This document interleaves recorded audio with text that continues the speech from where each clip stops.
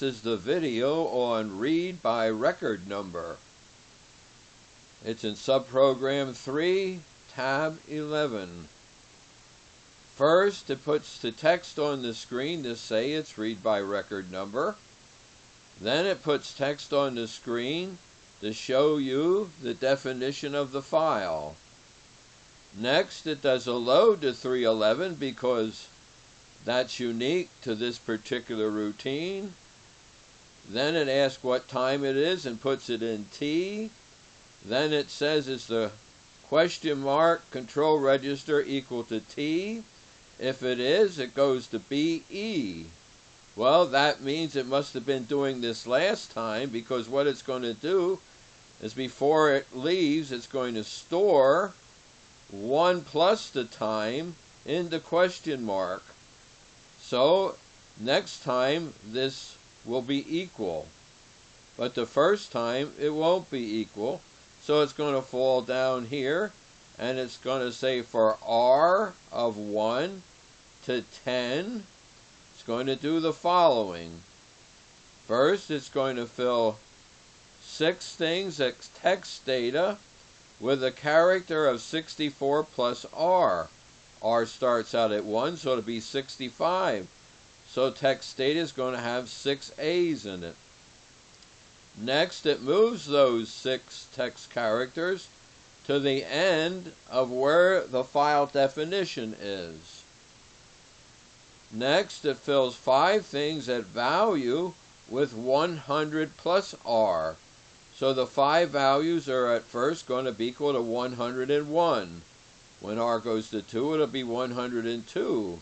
And up here, when R is 2, it'll be 64 plus 2, or 66, which will be a B.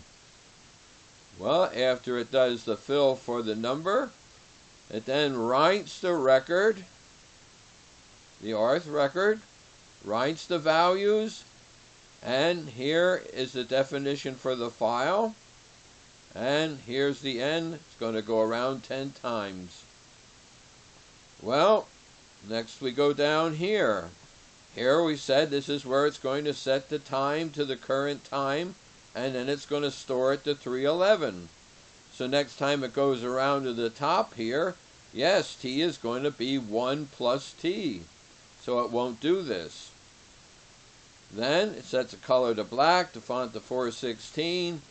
It sets up the control registers to do this box N down here.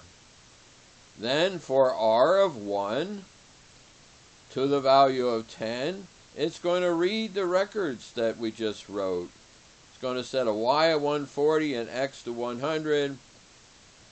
Reads the record, and then it says move the 6 text characters that you found in the record to text data. Then do a box T for 6 characters, a 0 here to indicate they're not updatable. They don't have a click number. And here's the text data. Then it's going to add 150 to X. That means it's going to move to the right. And then it's going to do a box N for the values.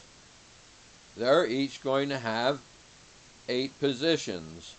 The 123,000 only indicates that it needed these 3 control registers, basically because it wanted to do all 5 values at once. And after that, we add 20 to Y, we go to another row, and then we do it for the 10. Alright, that's the program to be running. Now we're going to go see what it does. Going to execute the application. Here is what it did. It wrote its heading, read by record number, then it wrote the file definition. File definition says the name of this file is this file name. Then it says the last record it wrote was record number 10 in these 8 positions. So there's 6 zeros and a 1 and a 0. The last record we wrote was number 10. Then in the next 5 positions, it says how many text characters did it write in the record. It says 6. And here you see the last record it wrote it wrote 6 J's. Then you see the number of values it wrote. It says 5. Well, down here is what it did when it went around the loop to read them and then display them 10 times. The first record had 6 A's in it, and it had 5 values of 101. All the way down to the last one, the 10th one it wrote, where it had the 6 J's and had 5 values of 110. All right, that's the video on Read by record number.